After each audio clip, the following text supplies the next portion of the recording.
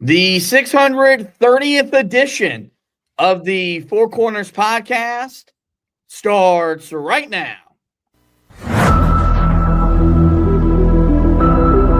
This is the Four Corners podcast. Elton ready on his second attempt. That one is no good. They battle for it. Loose ball. Recovered Marvin. He scores. 17 seconds left. And he was fouled. Here we go. Lawson with a runner. No. The rebound. Hansbrough at the gun. Got it.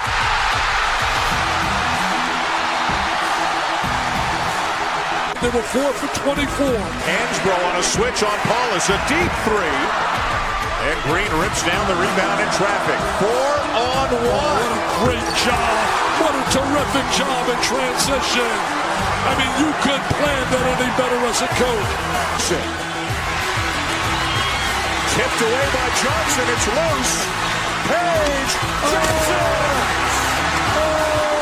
They're dancing in the aisles. They're high-fiving. They're celebrating. They're going bananas on Franklin Street. Pass to Britt, 15 seconds to play. Up high to Page, gets a screen from Meeks. Page driving in on the left, high off the glass for two. Louisville with 7 seconds.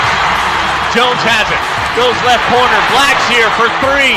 Back iron, 1 second to play, stick up, no! Carolina wins it! Guitario's win it! 72-71. 6 seconds to go. Pinson comes front court. Pinson to May for the win. Got it! Luke May! He got it! 0.3 of a second! Luke May gives Carolina the 75-73 lead. Are you kidding me? Inside 30 overall. Love, top of the key. Oh! Big time, delivery. Here are your hosts, Josh Marlowe and Anthony Pagnotta. Hello and welcome into another edition of the Four Corners podcast. We are powered by Carolina Electrical Services. Josh and Anthony here with you guys on a Thursday. Got to talk about the update we got earlier this week from Carolina, the fine folks over at Inside Carolina, with some real in-depth, detailed reporting on a decision that's getting closer and closer to being finalized about the future home of where Carolina plays basketball. We've been updating you for about the last year or so. Every time there's been something to talk about, we get on here and we give our thoughts and opinions. And, well, it sounds like what happened earlier this week got pretty fired up, got pretty feisty with the meeting that took place. And we're here to talk about that. We'll also talk about the home and home that Carolina scheduled with Georgia, as the non-conference season for Carolina next year is starting to take shape. And while it's very similar to what it looked like this year, there is some differences that we'll talk about as well. Before we do either one of those two things, we'll give you the pod thought of the day. We go to Derek Jeter for that pod thought, the former Yankee legend, one of the best shortstops of all time. As I'm waiting for my document here to pull up with said pod thought. Here we go. That thought is, quote, "There may be people that have more talent than you, but there's no excuse for anyone to work harder than you do," end quote. And the one thing we've talked about with this team so far this season is they're gifted. We know that. Got a top 10 freshman in Caleb Wilson. You know, obviously Henry Vassar is a very gifted player. Luka Bogavas, international pro. The list goes on and on. But they play hard for the most part. We've had some issues with that the last game and a half or so. But every time this team has stepped out on the court, there has been a professionalism about the way that they've played. And it's a big reason why they're 10-1 on the year, and their computer numbers are as good as they are as we get close here to the end of non-conference play. With that, though, we'll go ahead and just get right to what we're here to talk about, which is the update around the facility that Carolina basketball calls home. They've been playing in the Smith Center for 40 years. And obviously, if you go to games like we do, you could tell that the arena is in need of an upgrade. There's something that, there's just things that makes getting in and out of the arena maybe not as difficult as other places, but getting around the arena is maybe not as easy as it could be. And what you see from current basketball venues, Carolina is lacking. And so about a year and a half ago, the university, the athletic department started a journey to find out what could be next. And it feels like we've gotten closer and closer to what that answer could be. And so with that, I'm going to turn the show over to Anthony. He is the Inside Carolina subscriber. He has all the great facts and details that those guys reported on earlier this week. And so he's going to walk you through some of those tidbits, and then we'll kind of talk through it. So with that, I know you're nervous because you got to take over the reins, but it's now time for you to do your thing. What's the latest around Carolina's basketball facility? Yeah, so the latest is that it really started on Friday of last week when the former players, a group that is referenced as Tar Heels Concerned for the Future of the Deanie Smith Center and Carolina Basketball, submitted a letter to the UNC administration basically expressing some of their concerns about the process that they were going through. They main thing was they were making their case against the move to Carolina North, and the former players, they do want the Smith Center to remain in its current location. That is the preferred solution to what is being proposed with some of the options that are on the table. That is what this group ultimately is hoping for. So what they did was, after receiving that letter, which had, not nearly as many players, I think, as we saw in the virtual meeting over the weekend, but once they found that out, I believe this virtual meeting did take place either over the weekend or it was early on here in this week. They said, look, we're going to hold a meeting here where Chancellor Roberts and Steve Newmark get to explain their side of things, and then you will have the players which get to former players, former contributors to the basketball program that will get to tell you their side of things and what they ultimately want to do. So they held a virtual meeting with approximately 100 former players, was very emotionally charged, according to some of the quotes that came out of it, with names like Mitch Kupchak, Larry Brown, Theo Pinson, Justin Jackson, Shammond Williams, Tyler Hansborough, and even Roy Williams, all having their moments to speak.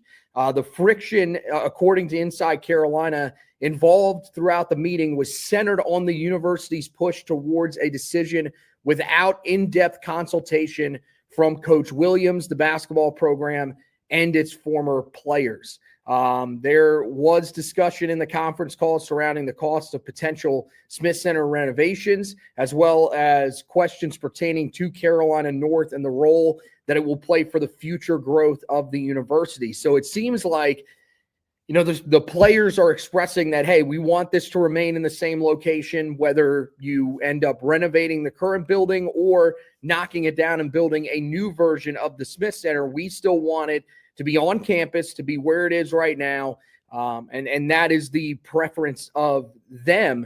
But then it seems like Chancellor Roberts and Steve Newmark are really trying to push the Carolina North location, which allows Carolina to go off campus. Now, it's only slightly off campus. That's one of the things that people have to realize about this. This isn't fully off campus where you're going to have to bus everybody there, from the school. You probably would have that option to bus students from certain areas on campus to get to the new building pretty easily. But it is, a 41-minute walk from Franklin Street, about the same, a little more. I think it's just about 10 minutes more than the walk from Franklin Street to the Smith Center. So I think they're continuing to try to push that. And I think the former players are pushing back and saying, no, we want it to remain where it is. Primarily, the topics that were discussed were basketball specific and focused on whether or not they were making the right decision in the interest of Carolina basketball. So, this clearly is something that the former players were very motivated about. Same thing with guys like Roy Williams and Mitch Kupchak, Larry Brown, guys that have been around the basketball program for a while. They clearly wanted to state their claim for why they believe this should, be an on-campus site for Carolina basketball. I would be interested to know if any of the other locations like Odom Village came up, or if it was just specifically focused on them remaining exactly where they are over going to Carolina North. But that's the information that we got from it. And so apparently, just like us, these players, these coaches, they feel a certain way about the potential of moving the site of the new arena off campus. When you were going through all that, the thing that came to my mind is, I think Coach Smith, who I would imagine was there in spirit, was probably sitting there with that sheepish grin he would have come across his face, because he's seeing his players stand up for their program and they want to be included in part of the discussion, because the former guys, they're the legacy of Carolina basketball. They're the ones that carry his legacy on, because he's been passed away for over a decade now. So it warms my heart that you've got all these different former Carolina players dating as far back to his first team, involving Larry Brown, all the way to as recent as having a guy like Justin Jackson, who won a national championship, are this invested in a matter. And it's what proves that what we say about the Carolina basketball family, it's not made up, it's not fabricated. Like it's real, it's genuine. And I think every time that it gets put to the test, the family shows up and it shows out. And I'm of the opinion that there should not be a basketball decision that gets made that does not involve Roy Williams' input. And I think, some people feel like, once you step down as head coach, you give up your right of influence, you give up your right of say. But I think it's just different here, because Roy Williams isn't the head coach. He's at every home game. Where I'd imagine as his knee recovers, we'll get back to seeing him traveling with the team and going on the road with the team like he did the first 2 years he was retired. There weren't many games where Roy Williams was not. He's still a constant figure in Carolina basketball. Went to Hubert Davis before the Kansas game and gave him his scouting report on how to prepare for the Jayhawks. And in my mind, he played a role in how Carolina was able to come away with such a marquee win. The difficult thing about this conversation is we got to do what's best for Carolina as an institution, and we got to do what's best for Carolina basketball. And I think the tough answer is that the best thing for both is to build Carolina North into this entertainment district that you see so many NFL teams now build. We're seeing it here in Charlotte with the Hornets. They're building an entertainment district right across the arena from Spectrum Center. We're fans of the New York Mets. They're about to have theirs right outside Citi Field. And baseball, this is the new thing in sports, where you build an arena, but you build around the arena with hotels, places to eat, places to shop, parking, so on and so forth. And you can't do all of that at the Smith Center location. You just can't. I mean, unless you're going to take away the Bulls parking lot and make that an area where you build on, but that makes parking all the more difficult for people like you and I that, go to games as media. That's where we park at. If you take away that parking lot, how are you getting the media to and from games? How are you getting people that pay for season parking passes? Where are they going to now be relocated? And I think that's what makes this conversation so difficult, because the Smith Center's it's the most it's the most visible thing on the university. When you think about the campus, you think about the Smith Center and you think about the old well. But the arena needs to be updated. Like, Carolina needs a new basketball home. And they deserve to play in an elite facility. Guess what the Smith Center no longer is?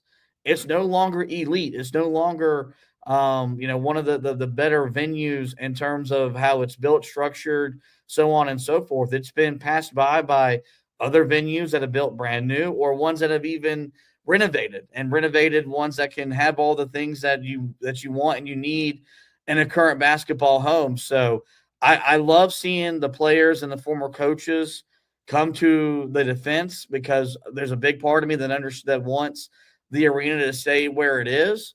But I think what makes this conversation so polarizing is when you try to think about what's best for the university and what's best for the program, there are signs that point towards that being building brand new at Carolina North, but it appears there's a bunch of people that don't feel the same way. Sorry about that. We had some background noise going on here. I mean, look, I understand the thought of wanting to go to Carolina North. I think that certainly is something that, as outsiders, as fans that don't go to the school currently, or in our case have never gone to the school, but still, from our perspective, it would be easier, I think, to get on the interstate. It certainly would be, there's probably going to be a lot more parking. And then you have an entertainment district, which can bring some different businesses to Chapel Hill, could bring some signature local businesses that are similar to what you see on Franklin Street. We've kind of lost that here the last few years. We've seen all these places on Franklin that have gone out. Maybe that could be brought back with an entertainment district around Carolina North. But ultimately, I get where the players are coming from. You want this thing to be on campus. You want it to be a place where the students are able to get to pretty easily. They're able to enjoy themselves and have a good time. And even still, make it a place that, fans can access easily. And I think for the most part, the access to the Smith Center isn't necessarily difficult. I mean, there is some traffic after games and stuff like that, especially with the big games. But for the most part, they do have a pretty decent parking situation.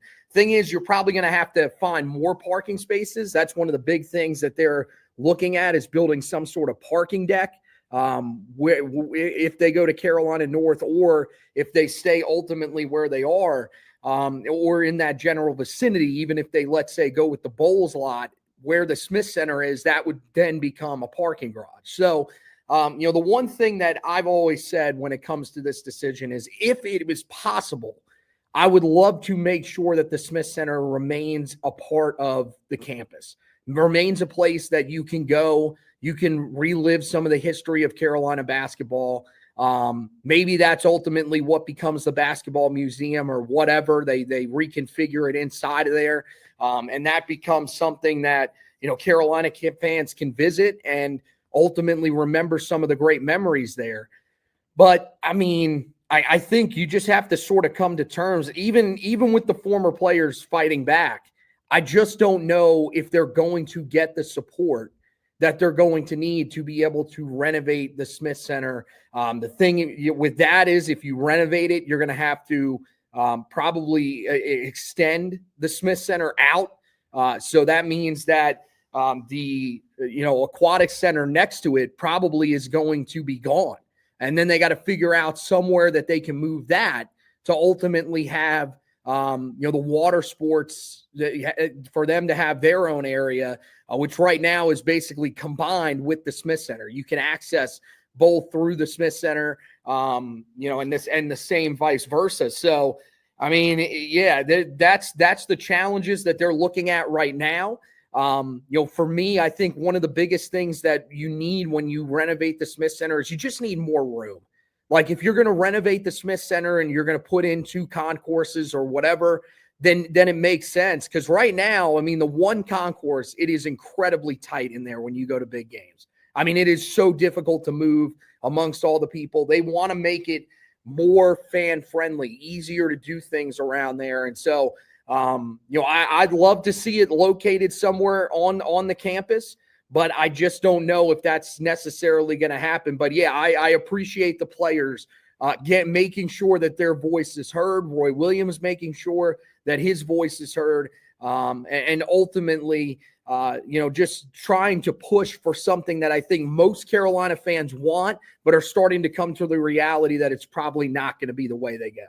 Yeah, and look, this is the part of the evolution of college athletics in this modern time frame where revenue sharing is important, and you've got NIL opportunities as well. Making money is the most important thing, and Carolina admitted that with their new AD hire, because they went and got a guy from NASCAR who had the name of his game when he worked for for RFK was, how can I make as much money as I can so we can build the best competitive race cars week in, week out. Well, right now, as you're seeing in both college football and college basketball, if you have more money, if you have more accessibility to resources, you can compete at a higher level than you were. That's why Indiana football is now on the verge of becoming a perennial power after what they've done the past 2 years there with Kurt Signetti. You've seen some schools in basketball that have kind of been rejuvenated by the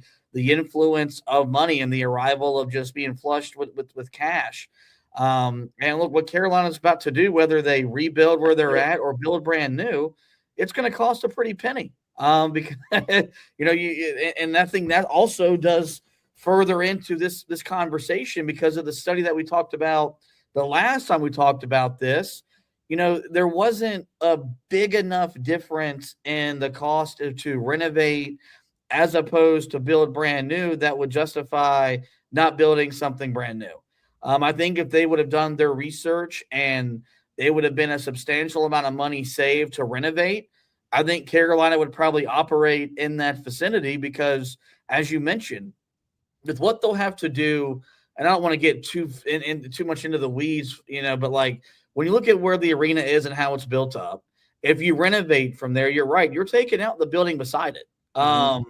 You might take the way that you're going to configure some of the Skipper Bowles Drive, like all that's going to be different looking because there's going to be so much work that's going to be done that you got to account for that as well. Whereas if you just go to Carolina North, you're just building that whole entire area up as opposed to knocking down a building, renovating it, but also it's going to impact some of the structures around it. And that's just part of whenever you renovate. Like usually when you renovate something, you're renovating more than just that actual piece of land. There's more that goes into it. And this has really been brought to my attention, and why I'm pushing for renovation or new building altogether is, okay, we've gone to how many games so far this year? It's been full one time, and that was the Kansas game. When's the next time that arena going to be full?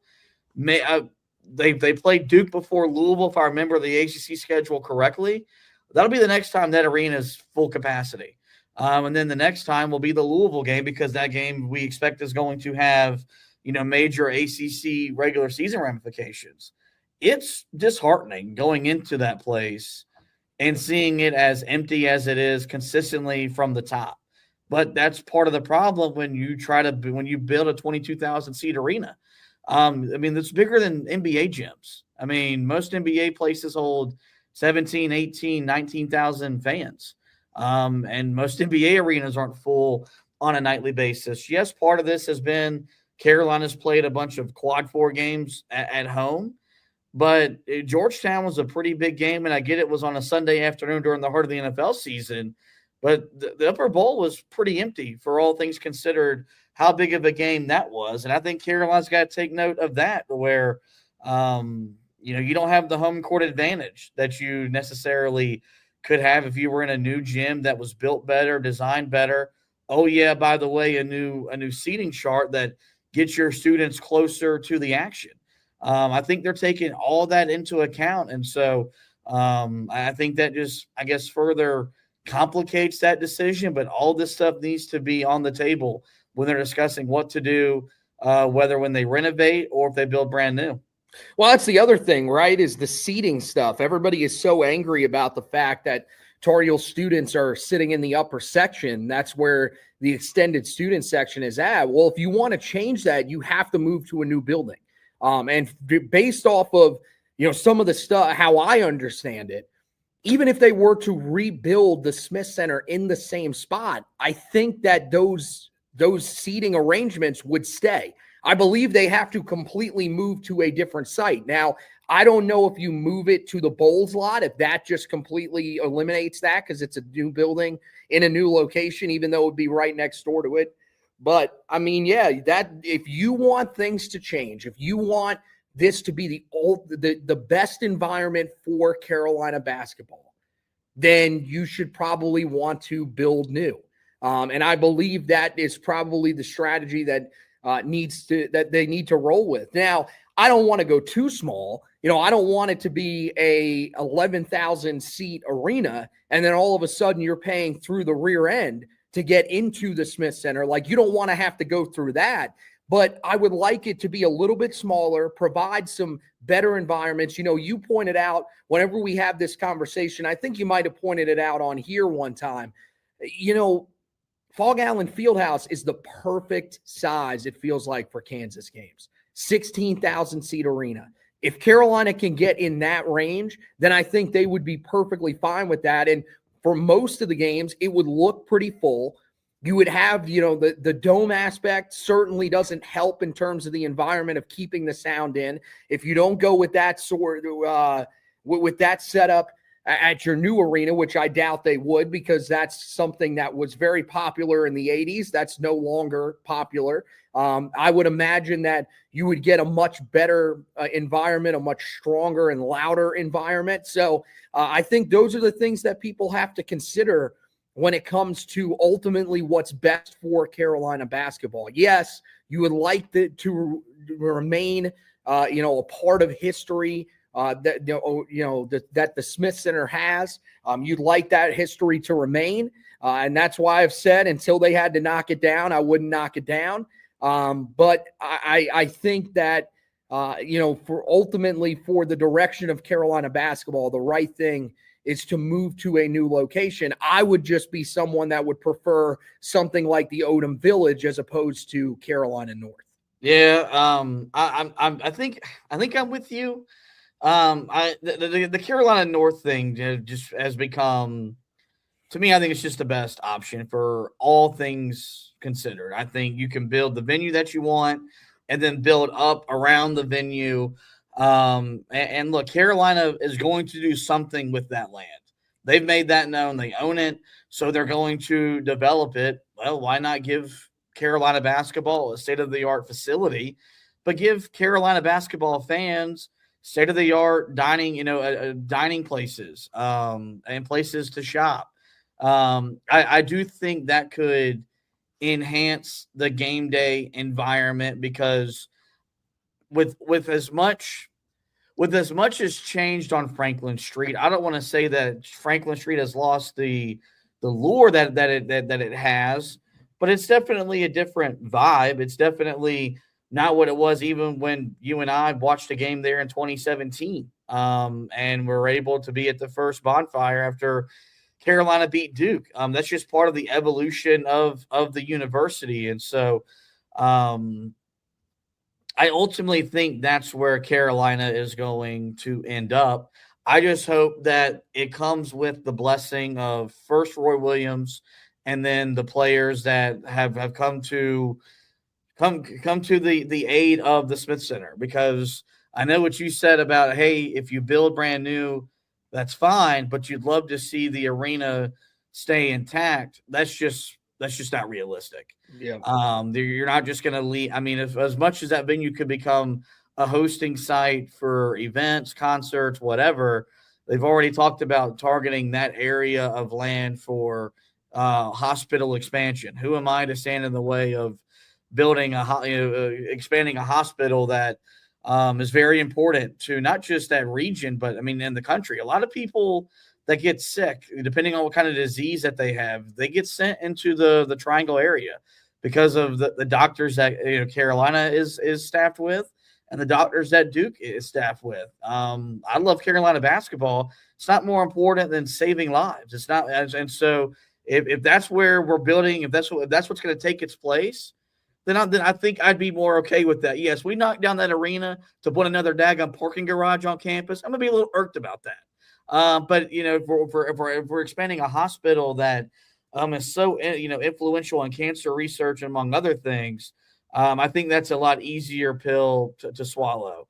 Before we move on to the home and home stuff, any other things we need to cover here? Do they give an updated timeline table on maybe when we could expect this decision? Because it feels like to me, if I'm speculating, this is something that Bubba Cunningham wants to have a firm direction of where this is going before he officially retires. I may be wrong about that. This feels like the last real big thing that he's going to be, a part of. Of course, he's staying on once he does officially retire and Steve Newbark does take over. That becomes effective either June or July 1st of next year. But did they give an updated timeline on when we could maybe expect a formal decision on this matter?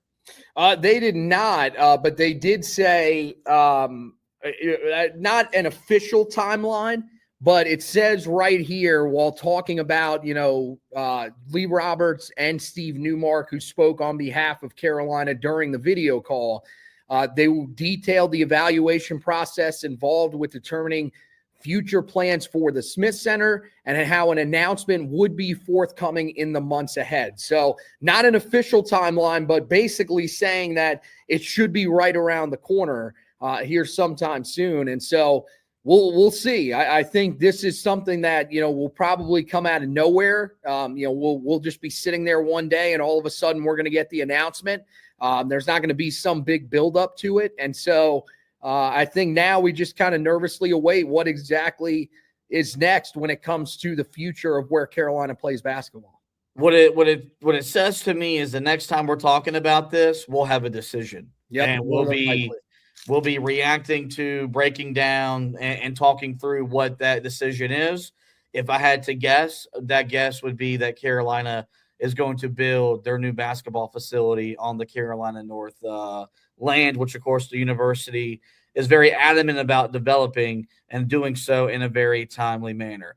We'll transition to the other thing we wanted to talk about really quickly. Not going to spend too much time on this, but I did think it was noteworthy enough to talk about, as opposed to doing so at the end of a game recap or before a game preview. But before the East Tennessee State game on Tuesday, we got some scheduling news that Carolina basketball had inked a home-and-home series with the Georgia Bulldogs that'll take place over a 3-year span. Georgia will visit Carolina November 13th of next year. So it'll be the third straight year Carolina will play a marquee non-conference game within the first week or two of the season. Carolina will return to Athens. That game will be in November or in December of 2028. The important thing to note, this is not an ACC, SEC challenge thing. This is a separate home and home thing that Carolina has inked. And if you look at the schedule for next year, the opponents that we know about already include Butler. The Bulldogs will visit from the Big East Bulldogs. They'll visit Chapel Hill. Carolina will return to Georgetown after they hosted the Hoyas this year. And now you've got this game with Georgia on the document, and that does not include Carolina's ACC, SEC challenge opponent. We won't get that until June or July of next summer. And next time we preview a game will be Ohio State in the CBS Sports Classic. This is the final year of that contract. And there's a lot of belief that this will be the final year of that event, mainly just because it hinders Carolina from scheduling Kentucky in a natural home and home, which both programs have talked very openly about. But so we've already got 3 known power conference opponents for next year. We'll get another official one when Carolina gets its ACC, SEC challenge opponent. If they re-up with the CBS Sports Classic, that'll be a 5th power conference opponent that Carolina would play at a bare minimum in 2026, 2027. What do you think about how UNC is going about putting together their non-conference schedules under Hubert Davis? Because this was the first year he was really in charge of that, and you saw a major shift in how he scheduled as opposed to the way Roy Williams scheduled. But I do think it's starting to evolve with how many power conference games Carolina has committed to for next season. Yeah, I mean, look, these are not the greatest opponents. I mean, you look at this group and you say these are not opponents that we expect will be ranked inside the top 15 in the country when you play them next year. Now, you never know. There could be a team that, puts together a really strong year this year and then starts out next year as one of the better teams in the country, like Butler, Georgetown. I don't see Georgia being in that range. I know that they are a team that this year is scoring the lights out in some of the games that we've seen them play. Speaking of the ACC SEC Challenge, you saw what they did to Florida State. That is certainly a team that I think is interesting. They're trending in the right direction, but I don't know if they're necessarily going to be a ranked team when Carolina plays them next year. But I mean, look, first of all, when it comes to the Butler game, how could you turn that down? You're going to have a chance to play a home and home with them, which means that eventually you get to go to Hinkle Fieldhouse. That's one of the iconic venues in all of the sport of basketball, not just college basketball. And so I think that was one that really interested Carolina for that reason. It's also a decently tough opponent. Meanwhile, Georgetown, a team that we feel like is trending in the right direction. You have the second game of the home and home with them. As you travel to their place, they should be, you would expect that this year, they're trending in the right direction. They might be even better next year. So I think that's ultimately going to be a pretty stiff test for Carolina as well, or, a decent test for them. And then, with Georgia, as I said, a team that seems to be trending in the right direction. So I like some of these teams that they have scheduled. One thing that we know is that, as you said, no ACC SEC Challenge opponent just yet. We know that's going to be a significant matchup. It's going to be somebody that's ranked because they are always going to put Carolina against one of the best teams in the SEC. So that's going to be a ranked matchup. You'd imagine that they are going to be playing some sort of holiday tournament event. I don't think that they're going to go without playing in one of those this coming year. I think this game, maybe what this really shows us, this scheduling of the Georgia home and home, might really show us that the CBS Sports Classic is over and that they are moving on. And this is the reason. This is what they're basically filling that spot with. So I still think there's going to be a decent amount of test for Carolina. It's going to be a little bit more populated with power conference teams than it was this year, which I think is ultimately kind of what we're hoping for. It makes sense why you went a little bit easier this year, especially coming off the year that you just had. But we do want to see this team tested. So I think Hubert Davis slowly adjusting his schedule to be a little more balanced, one that can still give Carolina a lot of confidence in heading into conference play, but also challenges this team a little bit to get them ready for the most important time of the year when that comes in March. Yeah, and look, they're still going to play their fair share of bye games. That's not changing. Will it be as many as this year? I mean, I'll tell you as a fan, I hope not, because it's fun watching your team win. But I do like seeing my team play in competitive games. I think there's two things that we've got to figure out that I think Carolina's got to figure out from a non-conference perspective. The Players Era Festival is going to expand.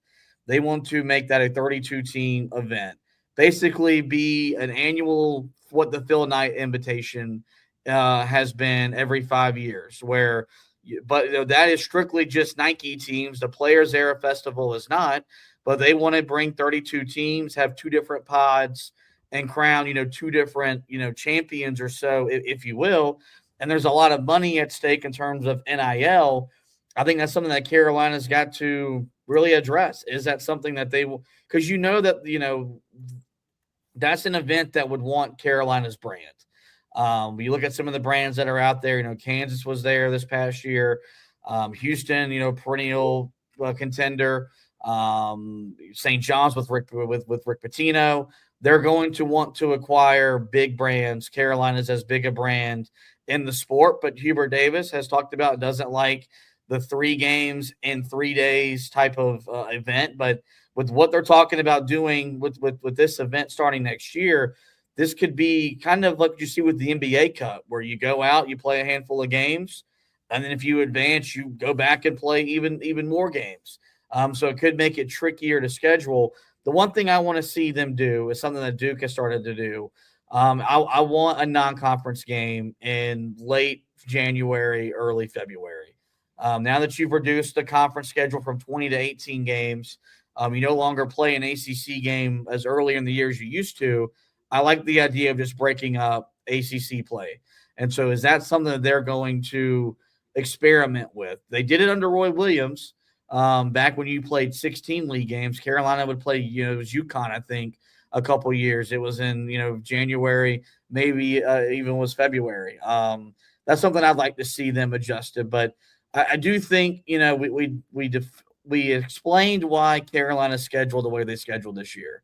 You're overhauling your roster. It's a make or break year. I bet Hubert Davis is sleeping a lot better right now, being 10-1, as opposed to maybe being 7-4, but being challenged. But Carolina's also played a handful of power conference games. You've played Kansas, you played Kentucky, you played Michigan State, you've played Georgetown, and they've done fairly well in those games as well. Will be interesting to see when the non-con schedule does come together, what it looks like. But I do think you are right. I think the addition of Georgia might be the first telltale sign that the CBS Sports Classic might be coming to an end. And as a fan, I'm not going to complain. That event has always, unless it's Carolina, Kentucky, there's never a good vibe around it, never really a lot of energy in the building, except when those two blue bloods play, although Carolina has done very well in that event outside of when they've played Kentucky. So Georgia, quality program, made the tournament last year. They're top 25 right now. They're the highest scoring offense in the country. Mike White just got extended.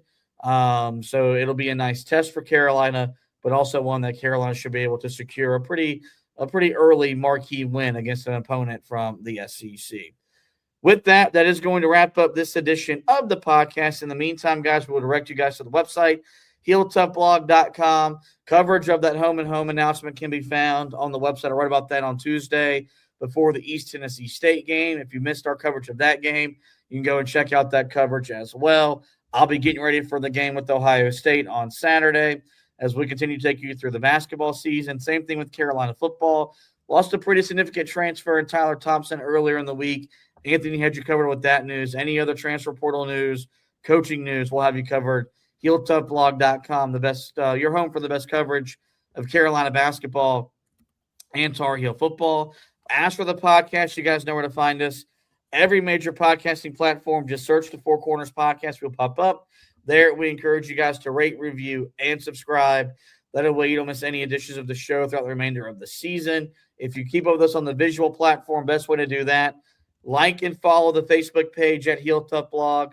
Subscribe to the YouTube channel at Heel Tough Blog, or follow me on Twitter at HTB_Josh. The second that we go live, you'll get a notification sent to your device. You can jump in and be a part of the conversation. With that, folks, is going to wrap up this edition of the show. I do want to thank Anthony once again for hosting with me. We want to thank you guys for both watching and listening. And as always,